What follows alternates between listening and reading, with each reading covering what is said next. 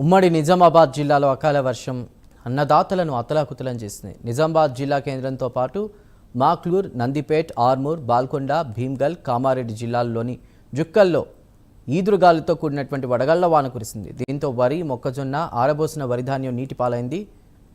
ఈదురుగాలుతో మామిడికాయలు నేలరారాయి.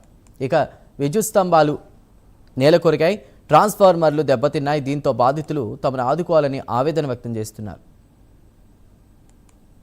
ఈరోజు భీమ్గల్ పట్టణంలో రాత్రి వడగళ్ళ గాలికి మరియు ఇప్పుడు పొద్దున పూట పడ్డ వర్షానికి ఇక్కడ మన భీమ్గల్ శివార్లో లింగాపూర్ రోడ్డులో చిన్న చెరువు కింద మరి ఈ దొడ్డు రకం వడ్లు మొత్తం దాదాపుగా 50-60% రాలడం జరిగింది. మొత్తం చూస్తే ఈ రాలిన వడ్లు కోతకొచ్చిన దశలో ఉన్నది.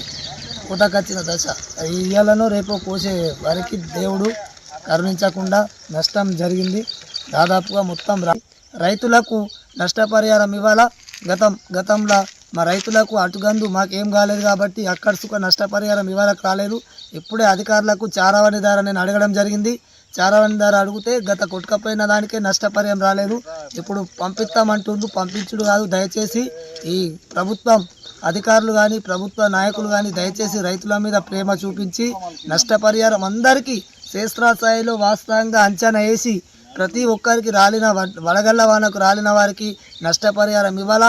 ఇవ్వకపోతే మా రైతుల పక్షాన మీకు గుడ్డి రోజులు వస్తాయి.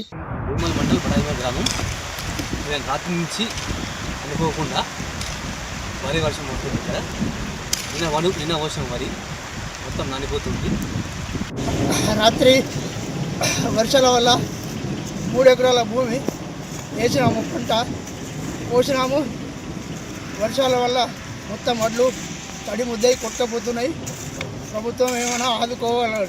అది భీమ్గల్ నందిగల్లి రాత్రి అకాల వర్షాలు పడి మొత్తం అడ్డను రాలిపోయినాయి. కళల మీకు అడ్డు నానిపోయినాయి. దయచేసి ప్రభుత్వం మమ్మల్ని ఆదుకోవాలని కోరుకుంటున్నాం. భీమ్గల్ నందిగల్లి, నా పేరు బాలు.